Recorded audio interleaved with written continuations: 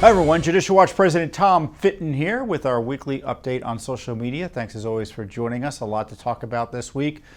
Durham issued another indictment, and should Hillary Clinton be nervous? I'll talk about that. New CRT documents to talk about. You can see that this issue ain't going away. Plus, speaking of an issue that refuses to go away, which is January 6th and the government abuse of American citizens using January 6th as a pretext. I've got a major development in a court case we have in that area to talk about with you as well. First up, though, is the big news this week. I guess the big news this week is the victory in Virginia for Governor-elect Youngkin. But the more important legal news is the filing of an indictment, the arrest of a man and his federal indictment by John Durham, who's special counsel. And the man's name is Igor Danchenko. He's a foreign national. He's a Russian. He lives here in the United States. And he was arrested the other day. And he was arrested for lying to the FBI about the nature of the work and who he was talking to and how he came about information that was used in the Steele dossier to smear Trump. Danchenko is Hillary's guy. How is he Hillary's guy? He worked for Christopher Steele and helped create the so-called dossier. And the report, or I should say the indictment, which is here, and I encourage you to review it, goes through quite deliberately how Danchenko would get a snippet of information and muck it up or change it or make it false. For instance, his key contact, of course, was a Hillary Clinton supporter, a volunteer at her campaign, previously had been an official member of her earlier campaigns. And he also worked for the Russians. So you had an American working for the Russians, working with a Russian, who's working for a British guy, who's working for the Clinton operation, Fusion GPS, who's working for Clinton's campaign and the Democratic National Committee. And by the way, Christopher Steele is also being paid by the FBI at the same time. That's the way it worked in Obama land. And he would, for instance, get information and say about well, for instance, he went to Moscow. He went to Moscow with this Clinton buddy, crony, and they went and visited the Moscow hotel. And they learned that Donald Trump had once visited that hotel.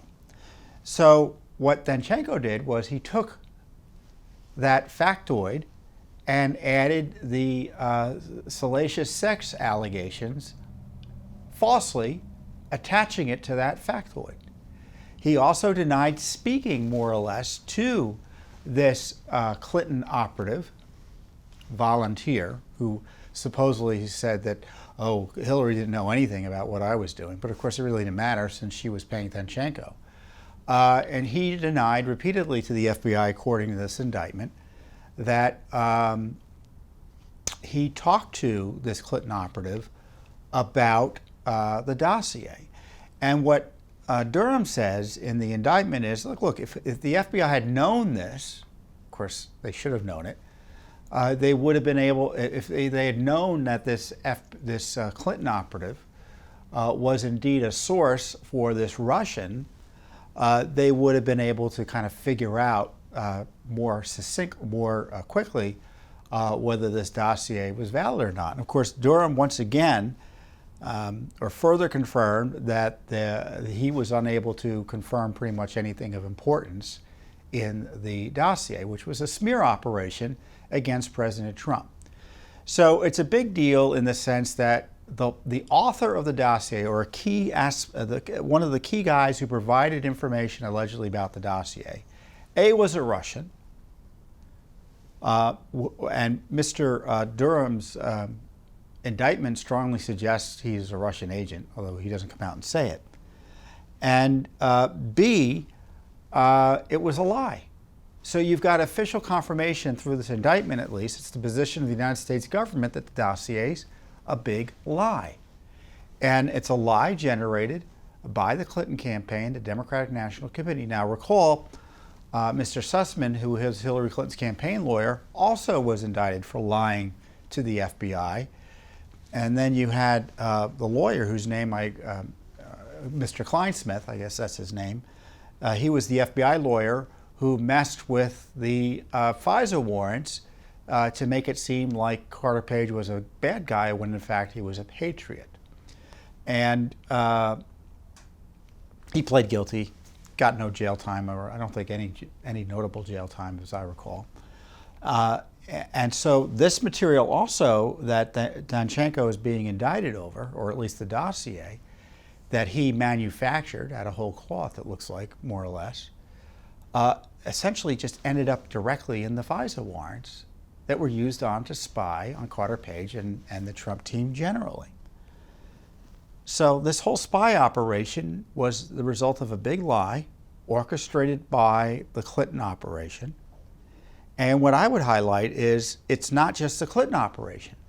The FBI knew about Danchenko's lack of credibility 4 years ago, 2017. I mean, they were questioning, he should have been indicted 4 years ago. But the FBI at the time was, I guess it was run at one point by Comey, and then by McCabe, and then by Wray. They were just desperate to get Trump. So they weren't going to go after and blow up the dossier. Mueller wasn't going to blow up his dossier by highlighting the fact that it was a big lie, and they knew it was, and there were crimes committed in the investigation of it by the liars in the Clinton operation. They weren't going to blow the whistle on that. So the crime is, in my view, the crime is even worse than what the indictment's about, because the indictment just focuses on the guy, Igor Danchenko. It doesn't focus on those who knew he was lying and yet pretended what he said was true. So that, to me, is the big question. Is Durham going to go after people in the FBI and elsewhere who ran with this despite knowing it was true? And I was on Fox today, and I made the point. I said, look, in politics, you say things about your opponent, and oftentimes it's lies. That's what happens in politics, and you kind of understand it. It's not appropriate, it's not right, but that you understand. But when you get the FBI involved, and you knowingly say these lies to the FBI, there's the problem, and that was Danchenko's problem. But on the other hand, if I'm Danchenko, I'd be like, well, or Christopher Steele, assuming that he gets, I don't know if he'll get indicted eventually on this. And I'm the defense attorney. I'm going to say, oh, well, I'm lying to the FBI. The FBI, they all knew what I was doing. They're my co-conspirators. And that's the dirty little secret to the Durham investigation, is that the FBI at the time was also paying Christopher Steele in 2016, who was paying Danchenko to make up the lies. And they all knew Steele was a bad guy. They fired him as an informant, yet they tried to bring him back in. And the reason the FBI was even talking about Danchenko and trying to run the dossier down was because they were desperate to get Trump. So, the crimes involved in the dossier, I think, are readily apparent. And the other big deal here, which is Durham is yet to touch, and I hope he does, is that the other part of the crime is that the FBI and government officials knew there were lies and continued to maliciously prosecute and target Trump anyway and spy on him anyway, and people close to him like Carter Page. So that's the story. Now the question I have is, when is Hillary Clinton going to be questioned by Durham? How many Hillary Clinton campaign operatives have to be indicted? One of her top lawyers, her campaign's top lawyers, was indicted. Danchenko, I guess, 2 rungs away from her, 2 or 3 rungs away from her. What did she know, and when did she know about the dossier? Huh? Has Durham asked her that? Last time I checked congressional testimony on this issue, I think Glenn Simpson, who runs Fusion GPS, was being questioned on what he told the campaign or whatever about the dossier. And I think what he was told Hillary Clinton about that, and he refused to say. So that, to me, is a key question. Why hasn't Hillary Clinton been questioned? I'm assuming she hasn't been questioned. and Durham should take those next steps. So this is just another step forward in highlighting the criminal campaign against Trump. And it highlights how it was this unholy alliance between corrupt FBI officials and investigators, the corrupt Justice Department, the corrupt Mueller operation, and Hillary Clinton's operatives at Fusion GPS.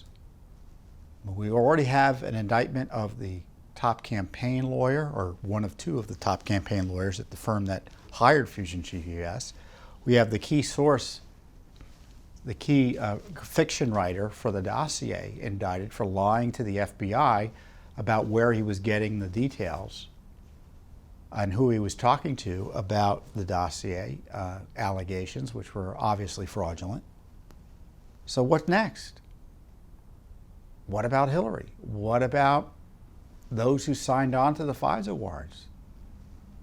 Extraordinary FISA warrants targeting an incoming president and then the president of the United States. Extraordinary.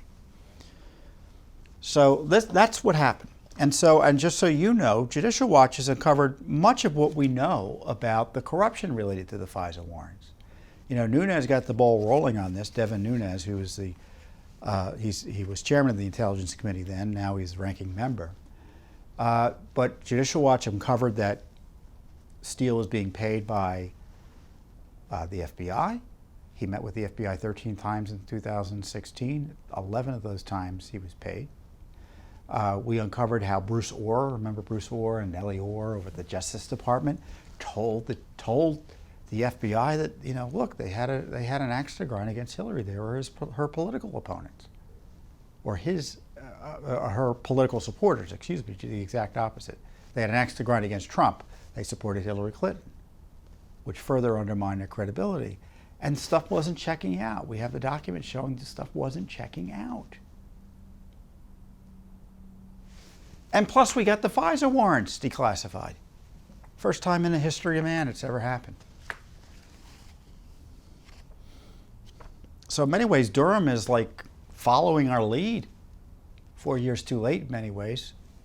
Is it a day late and $1 short? I would suggest it is in some respects, to be a little negative here. Because, you know, they hamstrung the Trump presidency. They protected Hillary Clinton from being prosecuted for her corruption. They went after Trump with an abusive impeachment as part of this conspiracy against him. And frankly, the second impeachment was about the first one as well, despite them pretending to be about January 6th. It was just another pretext to harass Trump. And it hasn't stopped. He's still being harassed by prosecutors, in my view.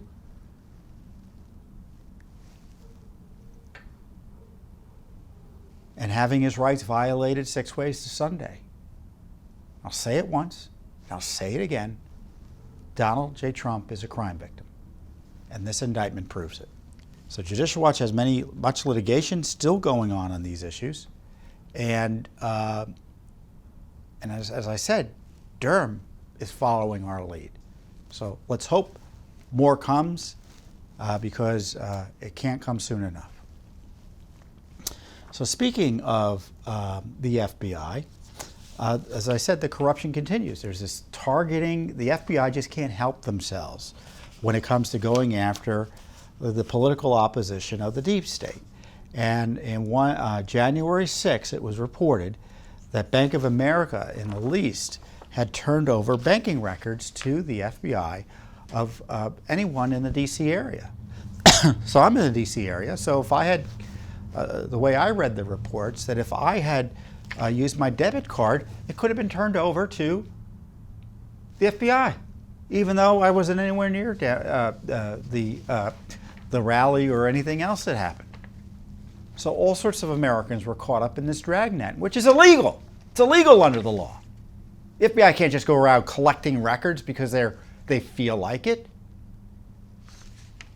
So we're trying to figure out what went on. We asked the FBI for the records. You know what they told us? We can't confirm or deny the records exist, which is bunk. That type of response is used to protect, top secret operations and war plans, national security related data, not like a typical law enforcement technique. Did you get Did you do a subpoena or not? I mean, how's that a state secret? It's obviously a lie. And we filed a response to the FBI in the federal court case we brought to get these records. We want to know about this surveillance of American citizens' financial transactions. You know, I think it's interesting. There's all this. I don't know where it stands now in terms of the effort by the left to increase the IRS's power to observe your banking transactions or your banking activity generally. But I think back to what the FBI just, it looks like they didn't need a subpoena and they just got the records. I don't know what went on. I mean, what already happened is bad enough. My point is, this is what we sued for. All records of communications between the FBI and any financial institution, including but not limited to Bank of America, Citibank, Chase Manhattan, Bank, Discover, and or American Express, in which the FBI sought transaction data for those financial institutions' debit and credit card account holders who made purchases in Washington, D.C., Maryland, and or Virginia on January 5th and 6th, 2021. And so what Judicial Watch says is they can't hide behind this "I can't confirm or deny" excuse. And we worked, first of all, that excuse is almost always blown out of the water if they've confirmed or denied it elsewhere.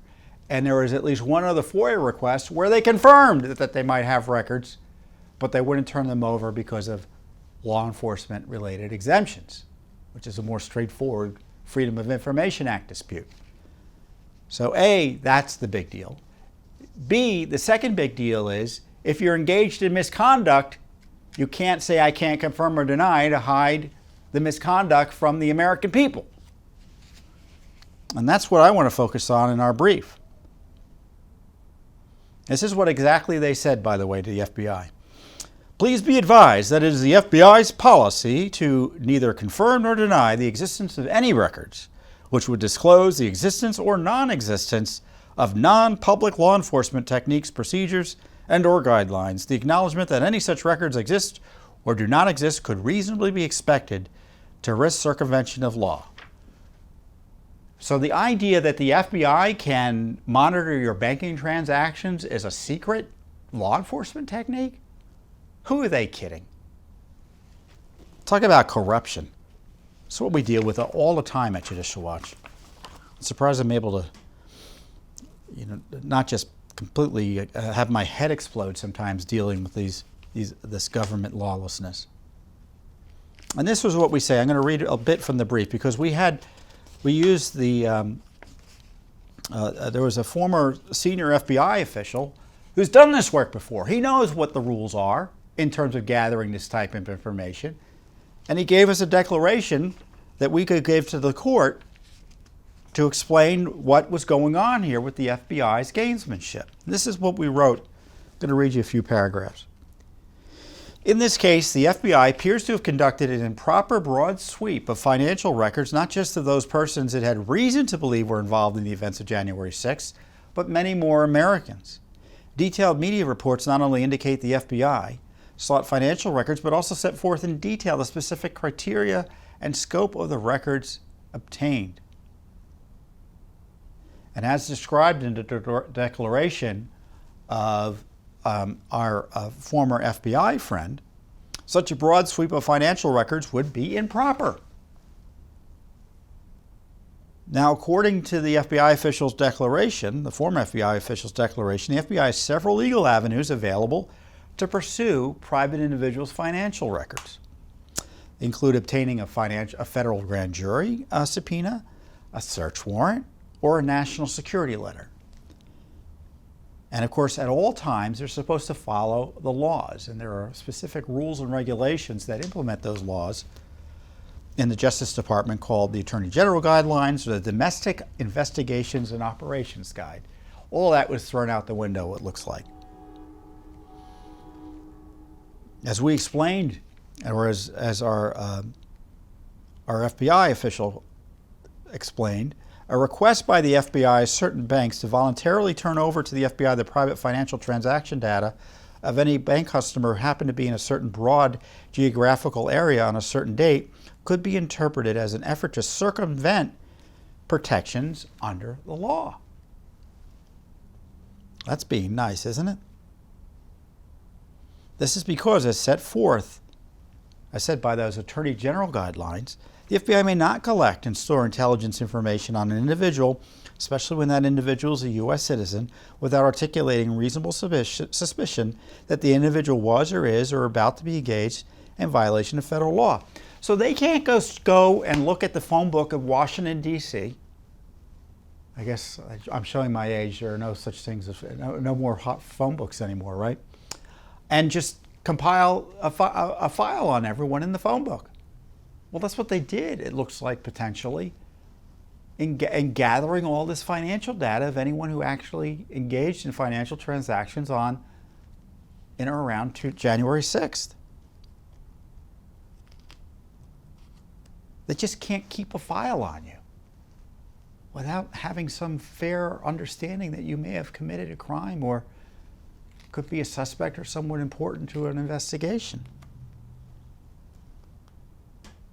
A blanket sweep of all bank customer transactions in a certain area at a certain time does not meet the bare minimum reasonable suspicion threshold, since a significant amount of data would logically include innocent and lawful transactions the FBI does not have a right to collect. As a result, the requests by the FBI for voluntary cooperation by the banks would net information the FBI would not otherwise be able to legally obtain. If confirmed, the FBI's efforts would constitute an extra-constitutional workaround that potentially enabled inappropriate government surveillance of lawful activities. There you have it.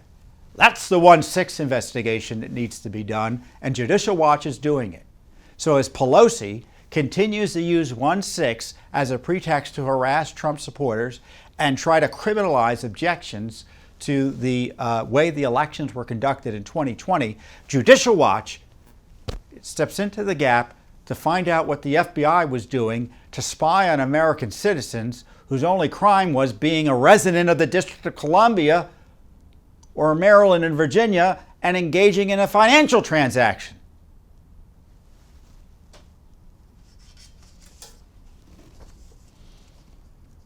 I mean, so to hear these leftists moan about January 6th while harassing and violating the core fundamental constitutional liberties and rights of citizens just gets my goat. This is why I love Judicial Watch, because we're in court fighting for this. The media ain't doing it. I don't know where the Republicans are. They don't even talk about it. A few do.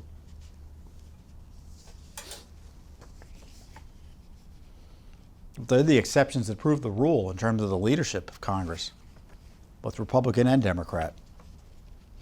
I don't know what's worse, one party that targets the opposition or the other party that lets it happen without much objection. But this is why Judicial Watch is so important, because we step in irrespective of party. So I don't know how the court's going to rule here. Let me see what this filing is called. Plaintiff's memorandum points in opposition, motion for summary judgment. So I guess the government will reply to this, I think, and then the court will rule. I don't know how long the court's going to take to rule. It's I think it's before Judge Lamberth, so we'll see what happens. We'll see what happens. So if anything happens, I'll let you know. But in the meantime, you can read this material, and I encourage you to do it and to share it and educate yourself and your fellow Americans about what we're doing here. Because what went on and is going on related to January 6th makes what went on in January 6th really seem inconsequential, because it's the governmental abuse using January 6th as a pretext that's the big issue now. So as I said earlier, the big news this week was the election of Governor-elect Youngkin in New Jersey. And Okay, now I'm conflating the states. Youngkin won in Virginia. And in Virginia, Loudoun County and the state generally was aflame because of CRT and extremist transgender activism that raised safety concerns about the schools. And the CRT raised objections by parents who didn't want their kids being called racist or being told America is the worst place since Nazi Germany. Americans and parents in Loudoun County and frankly all over the country don't want politics in the school, and they don't want commie politics in the school, if I could be blunt. This repackaged Marxism, you call it whatever you want, diversity, equity training, cultural responsive training, anti-racism, it's all code. It's not even code. It's just other names for critical race theory and repackaged Marxism. And Judicial Watch got a boatload of documents from Montgomery County. Now, Montgomery County is the county just northwest of Washington, D.C. So, across the river to the west is Virginia, and to the north and the west and the east is, and I guess south, is Maryland. That goes around the diamond there. I call it, the capital is shaped like a diamond, at least part of it.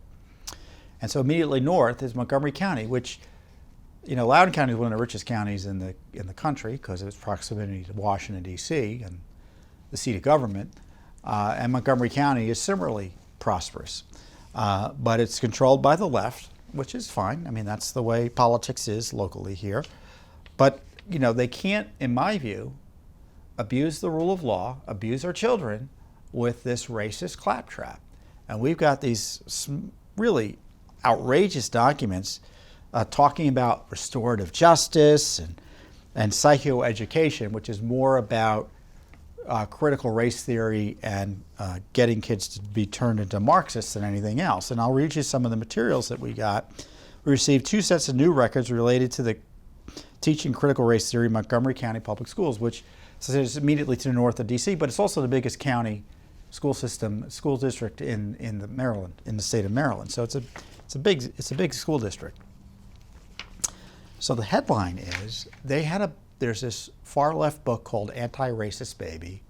It's critical race theory laden material, and they push the book to be given to ages baby to age 3. So CRT is objectionable for adults, in my view. Certainly, when we see the military being subjected to the CRT propaganda. Parents are outraged. Their kids, school-age kids, are being subjected to it. But here we have government documents where they're pushing this Marxist claptrap on babies and toddlers. And it's in the language of the documents. And I'm going to read some of this material because I don't trust you to read it. So I'm just going to read it for you because I know the way life is. You want to hear it read for you. And it's a good way to educate. So there's this educational let's see. So the Associate Superintendent for the Office of Shared Accountability. I mean, if that doesn't tell you there's trouble afoot, I don't know what does. I mean, where do they come up with these titles and organizational subcomponents for school districts? Shared accountability. I don't even know what that means. I keep on looking at my colleague, Troy, here, and he's shaking his, he's like, I don't know what it means. So she's advising principals about all of these various trainings, including a website for staff, students, and families that highlights ongoing professional learning opportunities for the virtual opening of schools. This is in August of last year. And of course, one of the big deals is equity, which, as I've told you, is it's not equality. Equity is essentially Marxist. It means everyone must have the same stuff. And if anyone's more successful than someone else, that person has to have material taken away from them and given to the other person. And in the school environment, that typically means that students who are successful and programs that are geared to helping children succeed are to be eliminated. So no one has access to special enrichment. Everyone's equal in outcome, which is the heart of communism. And this is what she says. The professional learning opportunities are grounded in equity and social emotional learning. Now, we could go on, I guess, I could do another 2 or 3 more segments on social emotional learning. But I have a feeling to say it is to condemn it, isn't it? So I probably don't need to explain it to you. To ensure that equitable environments are established in the virtual and traditional learning spaces. Professional learning opportunities will be updated throughout the year, so please check back. Including in this is there's an instructional video for teachers on COVID-19/social justice. You can imagine where this is going, in which the presenter first instructs teachers how to set up a Zoom classes for students and how to make sure the kids don't say what they're hearing, because that's dangerous, as you know. And this is what they say. In a slide entitled COVID-19 and Social Justice Surrounding Racism, this is the response that's scripted for teachers. We are currently living through a dual pandemic with COVID-19 and the systemic and structural racism occurring worldwide. Did you know that systemic racism is a pandemic? Well, that's what the left is teaching your children. A pandemic is defined by an outbreak of a disease. This is what they think of their opposition. Diseased, that occurs over a wide geographic area and affects an exceptionally high proportion of the population. As you can see from this slide featuring a Black Lives Matter protest poster, both are affecting lives of people in our community and around the world, part of which we will discuss today. Will surround facts about COVID-19 and the social justice movement in our country. How is that not politics? How is that not Marxist politics? And this is what I love. They have their little politicos, their little comrades ready to step in if a teacher gets out of line or isn't with the program. Please be available to coach and or co-teach with a staff member that may not be at a place on their anti-racism journey to effectively teach that section of the lesson. So they don't want anyone who hasn't drunk the Kool-Aid teaching the kids.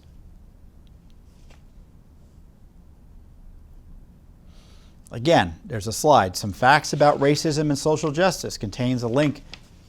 Again, there's more material here, more PowerPoint material for, quote, parents. Some facts about racism and social justice contains a link to a video called Anti-Racist Baby, which is based on a book written by Imran X. Kendi, who is a very controversial CRT promoter. Although they say, of course, no such thing as CRT. So just so you know, I suspect it's just going to be a matter of weeks before videos that allege that CRT is in the schools get taken down, and other posts get taken down by big tech enforcing the communist suppression of free speech in this country. So, I'm going to say it. It's in the schools. We've got the documents, but that's not going to stop them from suppressing the truth. And as I said earlier, the teacher's notes advises teachers that Anti-Racist Baby book introduces youngest readers to the concept and power of anti-racism and says it's the perfect gift for ages baby to age 3. So they're pushing this garbage on children. Now, the left says, how could you be against being anti-racist? Because, again, it's a term of art. It's like Antifa, anti-fascist.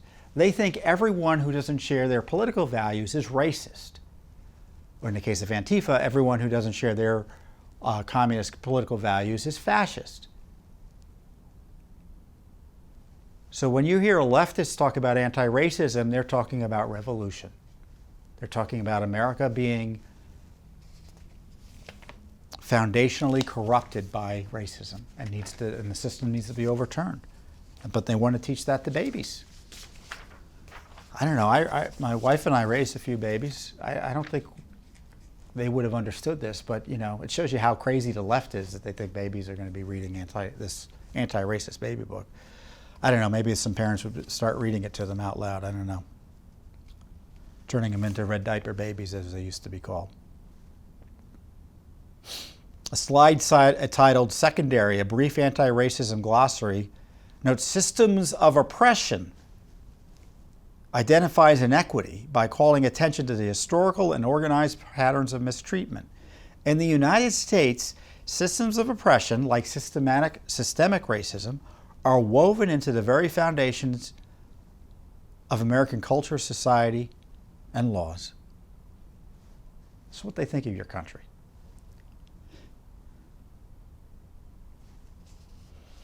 And of course, they say they can't opt out of the lessons. They don't want the students not to be taught this brainwashing Marxist theory.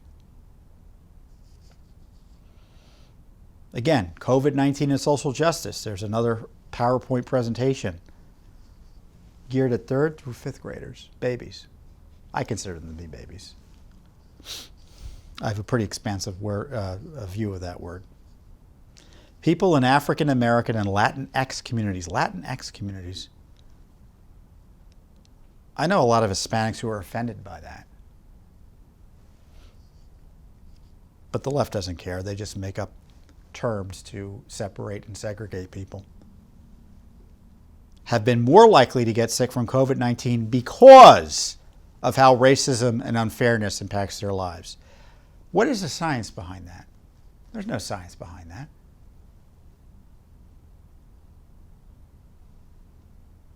Even giving, and I don't necessarily give this, but let's say that COVID disproportionately impacts a minority community. Is that because of racism?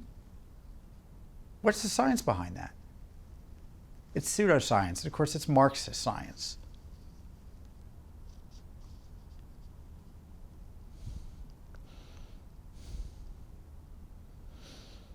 High school psychoeducational lesson. Now, I didn't go through to see what even psychoeducational meant. But like I said, I don't need to hear anything other than the word psychoeducational to know that I oppose it. We want our children to learn how to read, write,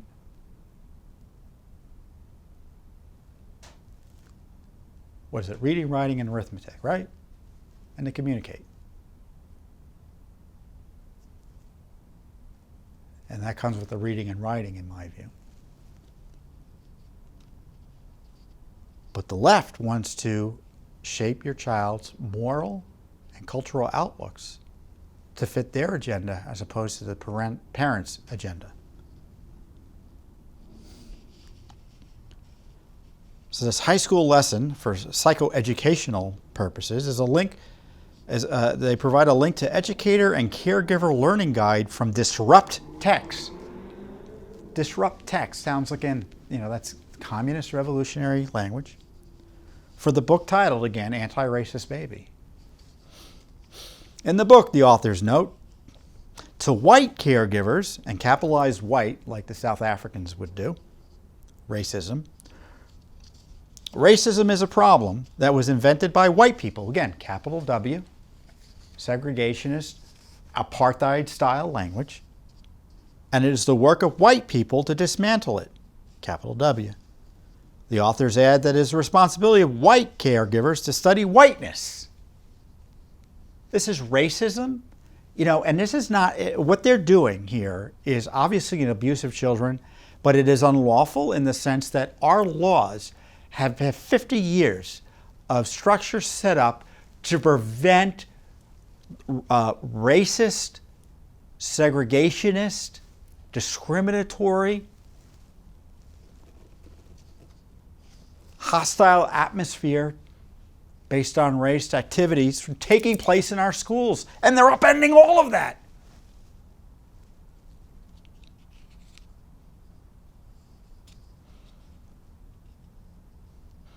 indigenous, black, and people of color are not minorities, but people of the global majority, PGM. Again, they capitalize black. That's the new left communist thing to do. And it's racist.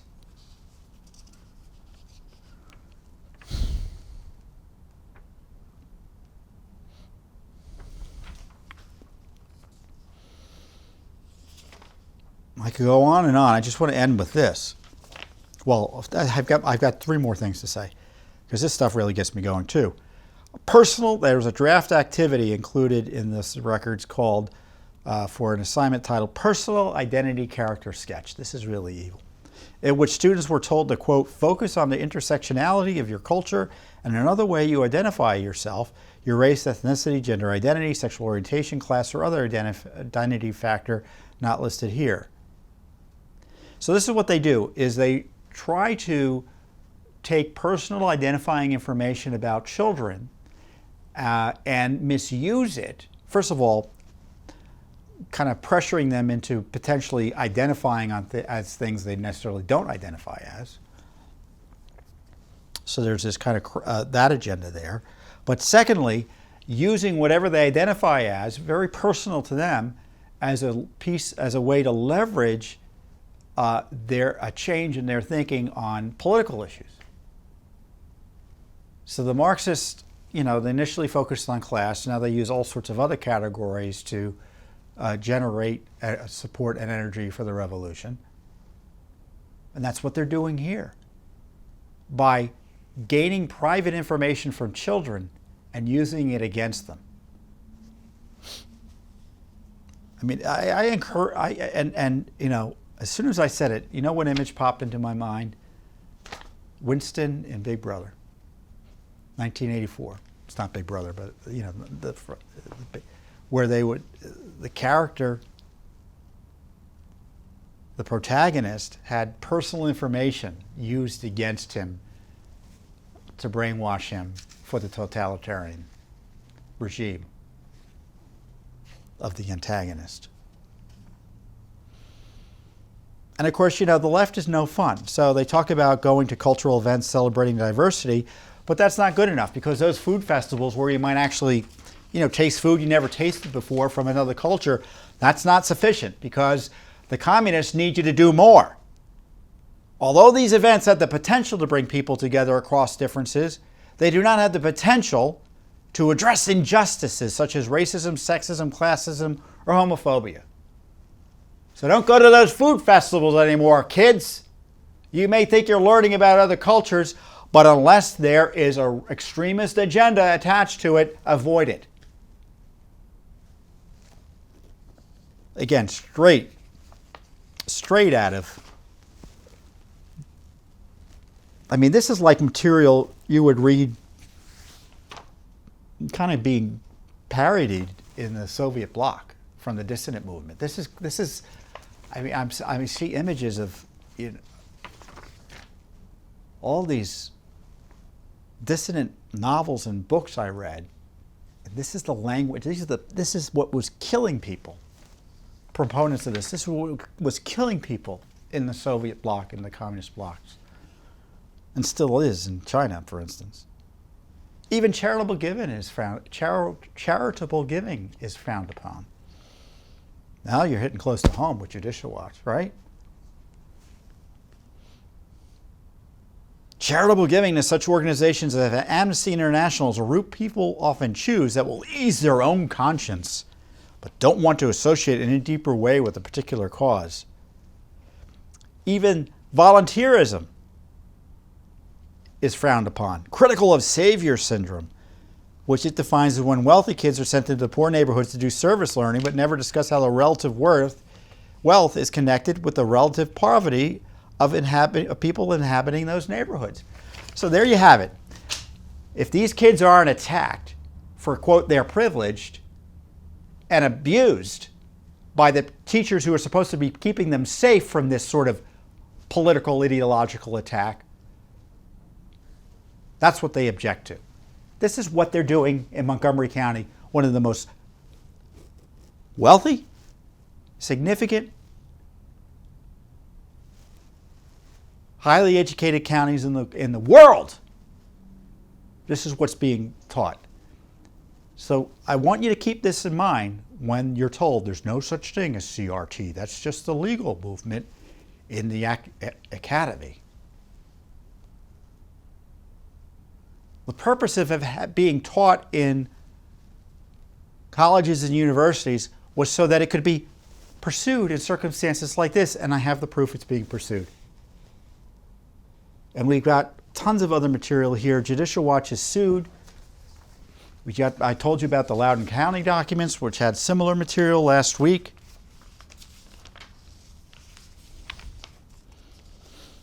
Again, Montgomery County, we had previous documents, anti-racist system audit. They had segregated affinity spaces up in Massachusetts. In Rhode Island, they talk about emphasizing collectivism over individualism for teachers. And Lord help you if you object to this. We're representing a coach, Mike Flynn, Durham High School in Massachusetts. He was fired from the football coach position because he objected to his daughter being taught in her middle school the CRT, Black Lives Matter propaganda. I mean, that whole system was so obsessed with the issue, they wanted to impose it on the football team because they thought the coach wasn't a team player in that regard. So they fired him for exercising his rights as a citizen and a parent to object. And we have a lawsuit on his behalf, a civil rights lawsuit. So we're not just trying to get the documents out and exposing what CRT is about. And I tell you, we are overwhelmed with parents seeking our assistance in getting these school districts to fess up and give us the documents like we're able to get here. And we're happy to help where we can. So I encourage you to reach out to us if you're running into issues in your locality. So again, this is what I love about Judicial Watch. We do this great work. We're in federal court. We're trying to protect the children, trying to protect civil rights, trying to hold our federal government to account, all while trying to preserve our constitutional republic. And dare I say it, there's no one else doing this type of work as well and as effectively as Judicial Watch. And I encourage you to support our work at judicialwatch.org. The left doesn't want you to support Judicial Watch, but I think your nation is best served and will be well served by any support you're able to give to us. With that, I wish you the best, and I'll see you here next week on the Judicial Watch Weekly Update.